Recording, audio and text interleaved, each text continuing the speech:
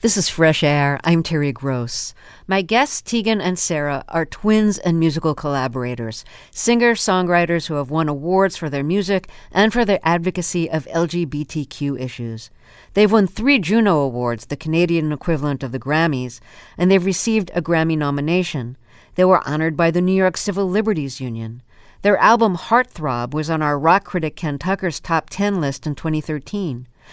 Tegan and Sara have written a new memoir called High School about their lives when they were in high school. It was a tumultuous period when they each started falling in love with girls and when they started writing and recording songs. There was a lot of tension between the twins as they tried to create separate identities while also collaborating on music. Their memoir ends in 1998 when they turned 18 and signed a contract with Polygram Records. Tegan and Sara have released a new CD that's a companion to their memoir. It's called Hey, I'm Just Like You, and it features songs they wrote as teenagers. They describe it as a record they never could have made as teenagers, full of songs they never could have written as adults. Let's start with a song from the new album. It's called I'll Be Back. Sit and watch my TV set. What is on will make it better. We'll make it better. I wanna call and ask what's up. Go to dial, but then I stop. Why don't you call? Juliet, my friend, oh what a lie. Oh what a lie. If I could pretend, if I could lie. If I could lie. But I can't say.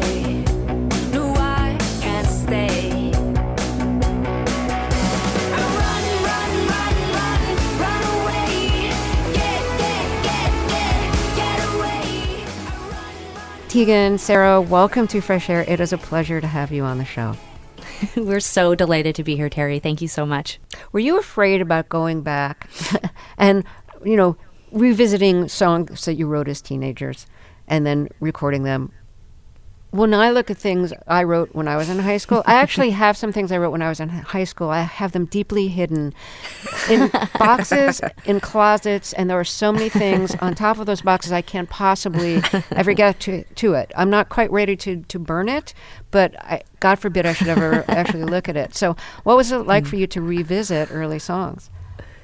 When we were writing the memoir, Tegan was sort of the initiator in finding some of our archival materials, like the audio recordings, the VHS tapes that we had from high school of ourselves hanging out with friends in that school. I was more reluctant, and I think my sort of takeaway from both the memoir and the album in that general time period is that I have a lot more self-loathing, insecurity, and shame than Tegan does, and a lot more. And I have the therapy bills to prove it, but. Yeah, I was really reluctant to listen to the songs from high school, and Tegan had to do quite a hunt to find them. We hadn't kept our original demo tapes, and so she ended up sort of scrambling around asking friends and friends of friends, and when she did eventually find them, she had them digitized and sent me the audio, like MP3s, and I avoided listening to them. I think I share a sort of social similarity or anxiety that a lot of us have. I didn't want to look back at the reality. I preferred my memories, and I preferred editing my memories. And I don't know, I was afraid that I would hear something. I thought I would hear something that I would be embarrassed by or ashamed of. And the truth is that when I finally did listen, I was struck by the joy in our voices and our early recordings. And I actually felt a lot of grief in a way, because I think that the narrative or that insecurity that I sort of had been carrying around with me was not real. We were great. And we were writing these really sophisticated, adventurous songs as teenagers. And that was why we ended up signing a record deal as teenagers and starting our career. And I don't know why I allowed myself to believe that there wasn't something of value for us to, write about or think about or listen to. And those early songs, for me, at least with my 38-year-old ears, I just thought, oh my God, this music there's just something really valuable about it. And I wanted people to hear it. Tegan, were you as afraid to look back as Sara was? I was not, Terry. I think, as Sara said, I think we had really... Tegan stole all our self-confidence in the womb. She I siphoned it. She got all the food and I got all the confidence. I think, I think my memory of high school, my memory of that time has been less eroded, by the sort of shared, narrative that I think all of us have, which is, when people look back, they do exactly as you've just done, which is to say, I wouldn't dare look at what I wrote or what I created when I was in high school. And I think for me, I hadn't looked, so obviously some part of me didn't think it was valuable, but I think that I had more confidence and maybe I had a little more memory around the music itself. And I'm definitely self-conscious about some of what I created, but some of what Sara created from that time has stuck with me the last 20 years. I think Sara had developed a sense of songwriting and had already established herself as a very specific kind of songwriter at that age, and it's something she's kept consistent through the last 20 years. I think Sarah's always been spectacular at saying a lot with very little, and I think she was able to do that even as a teenager. Her first songs had profound meaning to me at that time. So what you're saying is I peaked in high school. Well, you've sustained a certain you hit the summit and you've sustained. And I think for me, most of my cringing was over maybe some more of my music than hers, and the joy and the enthusiasm I felt listening to Sara's material is what really inspired me to push us to finish the book and then immediately record these songs for a new record. So the book is called High School, and it's about when you were in high school. And that's a difficult time for most people. And during high school, it's one of the periods of your life, of everybody's life, I think, when you're trying to figure out who are you, how do you fit in with other people, and how do you differentiate yourselves from other people. That's kind of standard high school things. Did being twins make it more complicated to figure out not only where you fit in, but how to differentiate yourself, not only from other people, but from each other? I think that's one of the most significant, through lines for us in our life, not just in high school, but the experience of being twins. We didn't have other siblings at the time. So, our whole experience from birth until today has always been, okay, we are sisters, and we share a face, and we share a birthday. We share a sort of common interest or common place in the world. And in some ways there was power in being twins, and then there was also in some cases like a terrible inconvenience, and sometimes it was like there was this invasion of privacy. Sometimes it was physical. Since we were little kids, I always like to say that in some ways we were famous since we were born. My mom and dad would separate us at the mall, and one would take one of us and the other would take the other, because people would come up and touch us at the mall and talk to us and look at us, and because you were so identical. Because we were so identical, and we were adorable, Terry. We were very cute. No doubt. But it wasn't just that we looked the same. But I seriously think that in some ways, even as small children, we understood that there was a way to use our twinness, like for good, and then there was ways that it was really inconvenient, and I think it caused, at least I know for myself more so than Tegan, I've talked about it as almost like a burden. In some ways, the origin of my insecurity, I never knew if people really liked me. I always thought, oh God, do they only like me because I'm part of this thing, this identity. And I was like grabbing Sara and shoving her out in front of new people and being like, and I'm a twin. Yes, I did feel Tegan exploited us sometimes, but in some ways it really made us uniquely qualified to be musicians and to be public people. And in high school, I remember it was particularly complicated because I had started to, my sort of questioning of my identity and sexuality started in elementary school, and I never, of course, shared this with Tegan or spoke about it with her. I was really ashamed. I was really scared about what I sort of started to kind of understand about myself. And I remember in high school, that was just like the breaking point. I had started to have romantic sexual relationships with girls in secret, and Tegan scared me because I knew she understood what was probably happening with me, and I was afraid because I think I knew that was going to happen to her too, that she was going to be gay, and then there was no way for me to control how to, I couldn't protect myself because it wasn't just me who was gay, it was Tegan who was gay also. And I remember feeling a sort of resentment and fear about the fact that there was two gay people to protect, not just one. Well, Tegan, you write in the book about how when Sara had her first girlfriend, who had been your best friend. All three of you had been best friends, and you felt like Sara stole your best friend from you, and you were like bereft. And it took you a while, I think, to figure out that, well, they were girlfriend and girlfriend, too. It wasn't just best friend. And so what was your reaction when you not only felt excluded, you knew that they had something very special that went beyond just friendship? It's interesting because one of the things that made me want to write the book was just how different Sara and I's experience was growing up and coming out. And that's one of the big things that I felt writing the book was just how profound it was to read Sara's experience and see how different it was from what I remembered and also what I felt. And when Sara and Naomi is her name in the book, but when Sara and Naomi get together, I don't know that's happening, but I am sort of shoved out of this three-person best friendship. So it was very, very distressing for me. And I was sort of coming out of a darker period. For me, middle school was really hard. Grade 9 was really tough. I had terrible acne and was very...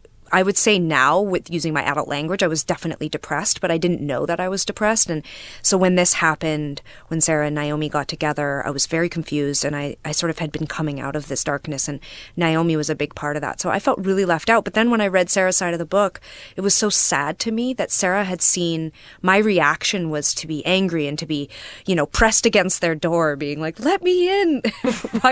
Why am I sleeping in the guest bedroom now? And for Sara, my anger and insistence on being around was homophobia. So for her, she felt like I did know and that I was, disgusted or angry or ashamed of her. And that was really hard to read. But I think it was really important for me to read and to understand how that shift that had happened for Sara, that she just assumed I knew, and that some of her anger and her frustration was fear. It was her own homophobia. And, then near the end of the book, of course, I have a relationship with my best friend, and I find Sara to be cruel to us, constantly calling me gay in front of her and teasing us and not giving us space. And I didn't understand because by that point, of course, I understood that Sara had been having this relationship. And so for me, it felt just so unfair that she wouldn't let me have this experience. And so again, reading the book, it was like, oh, she was afraid. She was afraid. She felt I was exposing us, me and Sara. She was, she felt I was uncovering this horrible shame that she had, which for me wasn't a horrible shame. I was thrilled when I figured out that I was gay. It was like, clicking the last piece of the Rubik's Cube into place. I finally understood myself. And so we had just these profoundly different experiences. Do you remember the first time you spoke to each other about being gay? It's today, Terry. I'll tell you what this book and this record has done. It's made us have to talk about our sexuality in a way that we pretty much never have. I don't think we ever, I came out before Tegan. I mean, I was sort of dragged out by my mom. When I was 18, I was having another fairly significant relationship with another girl, and my mom, I think she just was at the end of her rope. She knew. She was like, all right. She was like, okay. You're like, how long is this going to go on? And I didn't have one single conversation with Tegan. Even after I had had the conversation with my mother and then had the conversation with my dad and my stepdad and other relatives, friends, whatever, Tegan and I, there was just always such a discomfort for me in discussing it. And I think in some ways that was those unresolved issues around experiencing Tegan's invasion of my privacy when I first began dating girls as sort of like her, maybe shaming me or making me feel like I was doing something bad. And I think I had sort of protected myself from her because I was afraid of her in some ways. And I think also I felt betrayed by her when I was coming out. I write about this a bit in the book at the end of the book, but my coming out was very challenging with my mom. And she had been such a cool parent, very open-minded, went back to university and college as an adult, had brought ideas like racial justice and social justice. And we talked about gay people. She was a really advanced, forward-thinking feminist woman. And yet when I came out, we struggled. And she didn't handle it the way that I would have imagined she was going to handle it, knowing that she was so open-minded and had this kind of gay people are fine. There's nothing wrong with being gay. And then I came out and she she was really mad. She was really disappointed that I hadn't told her, and we really struggled, and we had a very difficult time. And I felt mad at Tegan for not supporting me. Yeah, I couldn't tell reading the book whether she was mad at you for lying to her, because she had asked you if you like girls and you kept denying it. And if she was mad at you, well, if she was mad at you for having lied to her and upset because she knew things might be harder for you because you were a lesbian, or whether she was just upset that you were a lesbian. You know, I think it was a lot of things. I think it was that I had lied to her. I think that there was an angry reaction, like perhaps she realized, oh, I could have been supporting my kid differently, and maybe there was a guilt or a regret in the way that she responded. You know, she and I obviously now have repaired that part of us that was sort of damaged by that, my coming out. But, you know, she would probably tell you today that a big part of her anger was that she was mad that I didn't tell her, that I had lied to her, that she had done the good parent thing and sit down and say, hey, I think you might be having feelings for girls. You can tell me. And I was constantly saying no. And I think, you know, what I've said this to her now as an adult many times, and I know it's really hard to forgive herself for the way that she treated that experience at the time. But you know, when she would say to me, I just don't understand why you wouldn't tell me. What did I do wrong? What could I have done differently? And I think what's important for me to tell other parents and other people is that I couldn't tell anyone because I couldn't even admit it to myself. I did not use the language I'm gay or I'm anything. I was utterly terrified to define myself using those words. And so even when my mom was coming to my room and saying, hey, you can trust me, I'm on your side, if you're doing this, I want you to tell me, that would have required me having a first conversation with myself. And I just was, you know, I was taking drugs, drinking, denying. I was so afraid. I was running in the opposite direction from the truth. And so, you know, my coming out was painful because I sort of had to come out to a lot of people, including myself at that time, even though I had almost 4 years of relationships with women. And in some ways, Tegan, again, because I think I knew Tegan was about to have her own coming out. Again, I was afraid of her. In some ways, I was taking on the emotional labor of coming out for both of us. And I resented her because I knew she was going to have it way easier. And she did. When she came out, Tegan? It was easier. Do you agree that you had it easier? Yes, I do agree that I had it easier. My coming out happened almost a year later, and I also didn't really use the words. You know, I just showed up with what was obviously my girlfriend, and everyone in my life was like, okay, so you're also gay. And my mom, 3 months after dating this woman, I said I was going to move to Vancouver and move in with her. And my mom flew to Vancouver and bought me a couch and a pot set. And I felt Sarah's very, very, very palpable resentment at the way that went down. You know, Sara took the initial blast for sure. So let's continue our conversation. Why don't we start with a song from the new album? The album's called Hey, I'm Just Like You. But the song I want to play is a song that's about lying. And I know, like, you had to lie to your mother to not tell her that you were lesbians. You had to lie about drugs when she asked you about doing drugs. You had to cover up your sexual identities from a lot of people who you knew. So tell us about this song, which is about lying. It's called Don't Believe the Things I Tell You. So when Tegan and I were 15, we discovered a guitar. Our stepdad had like an acoustic kind of stuck away under the stairs in the basement. And we started writing songs. It was a very sort of intuitive process. You know, we had played music. We'd taken piano lessons, but we had always played classical music. And as soon as we picked out the guitar, we actually just started writing our own music. And one of the first fully formed songs was Don't Believe the Things They Tell You, They Lie. And when we discovered these old demos, this song, it was just, as soon as I heard the first, like the opening chords, it was just permanently in my, like I knew exactly what the song was. It was just such a hooky little, like a pop song, but it was, you know, very like crunchy electric guitar, very trashy singing. Lyrics were somewhat incoherent. There were certain lines that stuck out, but this chorus would come up like, don't believe the things they tell you, they lie. And I just remember the power of singing that when I was 15 years old. And I think, Tegan and I have talked about this. We really struggled with the fact that we'd been these really good kids, sweet kids, and we hit 14, 15, and we started lying. Like, we just started lying to everybody, lying to ourselves, lying to each other, lying to our mother, lying to the teachers. We were skipping classes. And I think we really were wrestling with this idea that we were now bad, that we were bad kids, and that we were disappointing people. And I love the song. We've obviously added a little bit of an adult voice in the current version that we have coming out on our album. But I still love that kind of like that idea of being, wrestling with this kind of like both good and bad personas within yourself. Okay, so let's hear it. And this is Don't Believe the Things They Tell You from Tegan and Sara's new album, Hey, I'm Just Like You, which is about to come out. The things I've almost told you, all the things I've thought about you. It takes all my strength to face you, to hold still. And when you give me your attention, things get lost in translation.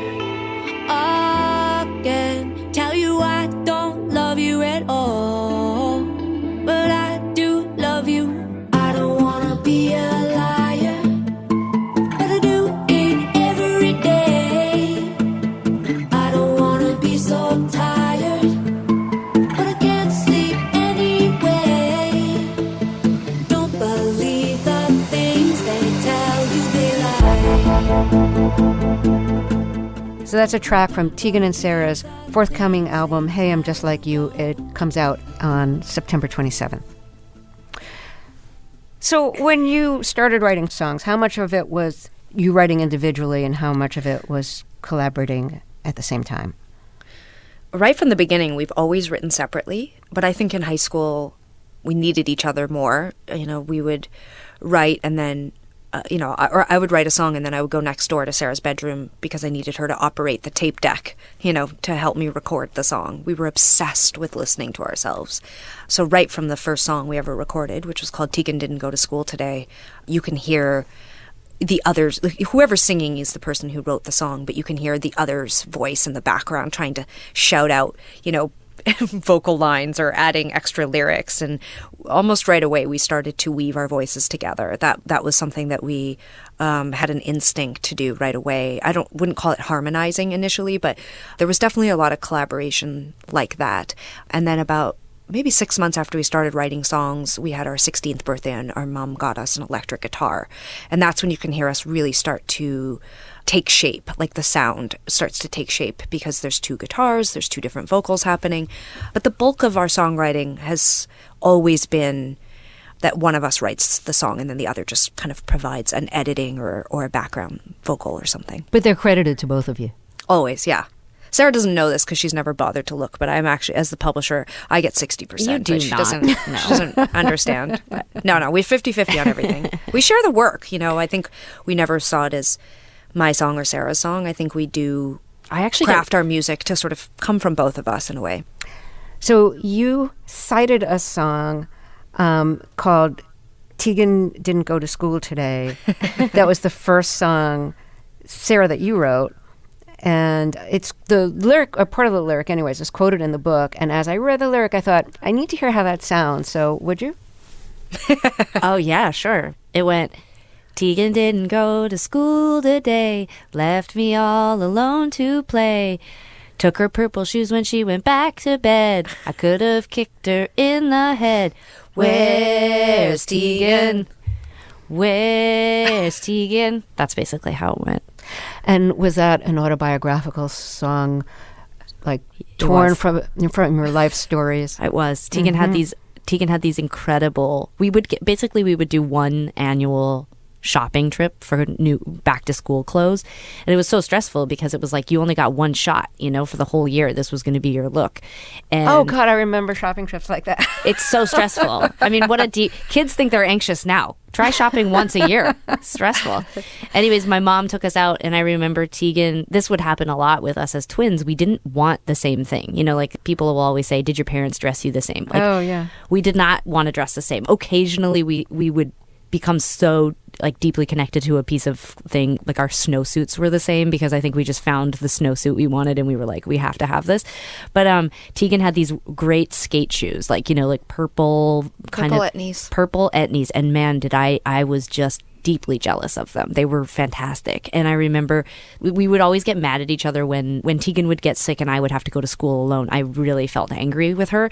But the one sort of saving grace on this particular occasion that I wrote about in the song, she did loan me her shoes, her purple etnies. And I wrote a whole song about it. I mean, it started as a joke, but truly it did launch our songwriting.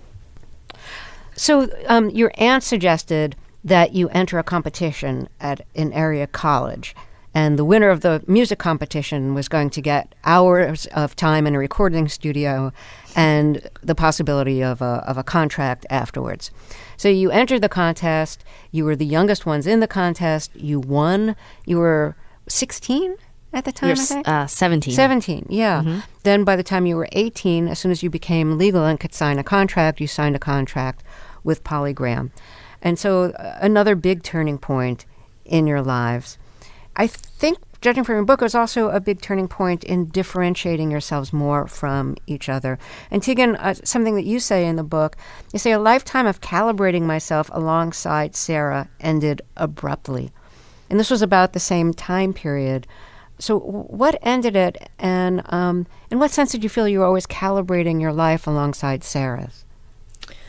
Well, we always joke that when you meet twins, there's always one that really wants to be in the twin ship, and then there's the one that's always trying to escape, and Sara's always trying to escape. And I think that, starting with the fracture that happened when her and Naomi got together, I had sort of been clinging to Sara for dear life. I'd always really relied on her. I'd always been really proud of the fact that we were twins. And when we started making music, it was like, great, Sara and I will be together forever now, making music together. And as Sara, struggled more and more with her identity and we got closer to the end of high school, it was like she was withholding that option from me. That's what it felt like at times. She was very, very much in love with someone and that person was going to go out to Toronto, and Sara talked about maybe going with her, and my mom had been pushing us to enroll in university and neither of us had wanted to. And then the second we won that competition, my mom said, all right, kind of gave us her blessing to spend a year focused on music. And immediately Sara started talking about going to university. And I felt like she was withholding our dream from me. But in a way, we became very angry and at odds with one another.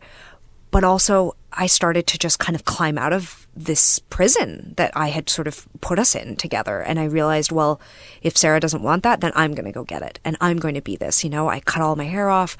I started to speak openly about moving away after school. I was going to move to Vancouver. I was going to sign a record deal. I was going to do all these things. I had uncovered who I was. And I started to just see myself as an individual, see myself as my own person, not in a relationship with Sara, like as sisters anymore, or in a band, which of course was all crap because actually deep down inside, I was desperate for Sara to agree to do this and I needed her and I knew I needed her, but I just thought, well, I'm going to push through and I'm going to make this happen anyway. And, thankfully Sara agreed to sign the deal and move to Vancouver and be in a band. Still thinking about going back to university now.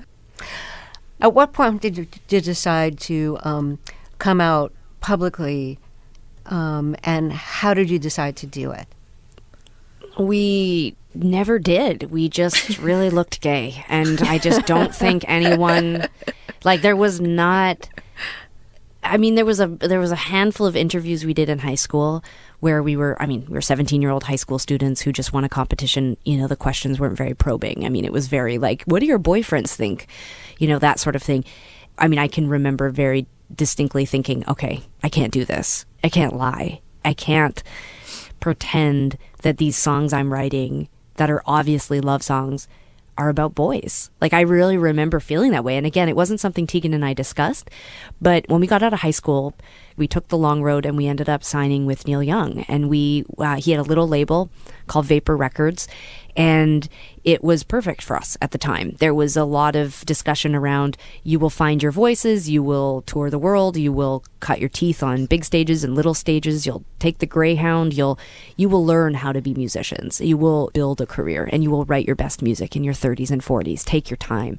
And I remember being really nervous but excited about the opportunity. And one of the first things that happened was someone from the record label called and said, we have a couple of big pieces of news for you. One, Neil Young is going to take you on tour. We were 20 years old. And you're going to tour all across the U.S. with him, opening his show. And we are also going to get you guys a publicist, and you're going to start doing press. And I remember one of the first rounds of press we did was with gay press. And I remember them saying, like, whatever it was at the time, like, I don't know if it was Out Magazine, but it was like, it was a magazine called Lesbian News. Lesbian News. So pretty obvious. And they put us on the cover. And I remember saying to Tegan's like, it was actually just called You're Gay and we have Gay Magazine for you to do.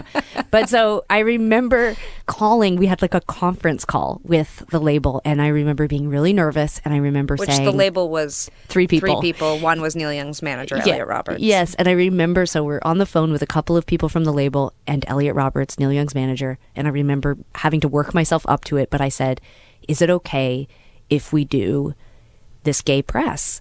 And they were like, of course. And we were like, is it okay that we're gay? Can we talk about our sexuality? And like, I remember Elliot saying, like, are you gay? And we were like, yes. And he was like, then you can talk about it. And we were like, what if it hurts our career? And he was like, what career? Like, you don't have a career yet. There's nothing to hurt. And I remember feeling such tremendous relief that they were accepting us as we were. I also want to point out that this is, late 90s, early 2000s. Talking about being queer or gay was like hot potato. Oh, yeah. You'd lob that at someone and they would just be like so ready to get it out of their hands. Yeah, like, you take it. Yeah, nobody really wanted to dive in, as Sarah said. It wasn't an era of deep probing from journalists. It was very much, you're twins, you're from Canada, Neil Young signed you, end of interview, next interview, you're twins, you're from Canada, Neil Young signed you. And I think we were glad for the space to find our language, Yeah. So it must have been great to tour with Neil Young. It's so funny because it was an amazing experience, and we were absolutely thrilled, but we were 19. So 20. We were 20. So we cared. Career-wise, we understood the significance of what was being offered. The direct support on the tour was the Pretenders. I mean, we were living some sort of dream, and we knew it. But we were also, opening. People are getting their seats with beer and nachos. It's telling like us to take our shirts older off. guys, yelling nice. "Free Bird," and and then they'd put us in a golf cart after we played to a nearly empty house and make us play in the beer gardens, and then we'd get in the van to drive 15 hours to chase the tour, and it was hard. Sarah and I were, just had moved to Vancouver. We were both in new relationships. I think we were really lonely. There was no Wi-Fi, no internet. No one wanted to hear about this, by the way. Everyone would cut us off and be like, but it was amazing, right? You were having the time of your lives. And I'm like, I don't know. We took 3 Polaroids. We kind of looked depressed. But we were thrilled. I mean, we learned a lot. We learned a lot. And we learned how to run a business, and we learned how to be good every night, and we learned to show up and have a good attitude, and we learned to be grateful. We got really good at dealing with catcalling. Like, this yeah, is we acquired a lot of skills. We did. Like, we laugh about it. There was trauma involved. I don't want to downplay what it was like to have like 60-year-old men tell us to take our shirts off. We were 20 years old. I mean, it was awful. But on the other hand, it did give us this kind of clever, quick wit that we had to employ on stage. And I think it made people like us and root for us. And I'm not saying that I'm glad it happened, or I mean, of course, I wish that the tour had felt different in terms of like the way that the audience had responded to us. But on the other hand, I can't deny that we did learn from the after that experience. tour, we also did a cross-Canadian tour of small clubs, and they were sold out. And I'll tell you, it made me appreciate our audience, and I also appreciate that no matter if there's 50 people in the audience or 100, if they're there for you, it feels extraordinary. And I think we learned that lesson very quickly, that we wanted our own audience. We wanted our own audience, and we would appreciate them and work hard to keep them. Tegan and Sara, thank you. Oh, saying Tegan and Sara reminds me, when you started performing, you were Sara and Tegan. How did you become Tegan and Sara? Well, we changed the name only because we had a manager at the time, very short-lived, but he pointed... Like he didn't die. No. He only managed us for like 8 months, but he gave us one good piece of advice during that time, and that was, he said, when people say Sara and Tegan, it all blends together into one word, and they don't know what you're saying. But if you say Tegan and Sara, you have to enunciate, so I think you should switch your names around. So we did. Oh, okay. That's it. That's I know it. it's not very exciting. Secret to your success. No. Yeah. All right. Tegan and Sara, thank you so much. It was really such a pleasure to talk with you. Thank you so much. Thank you. Tegan and Sara's new memoir is called High School. Their new CD, featuring new recordings of songs they wrote as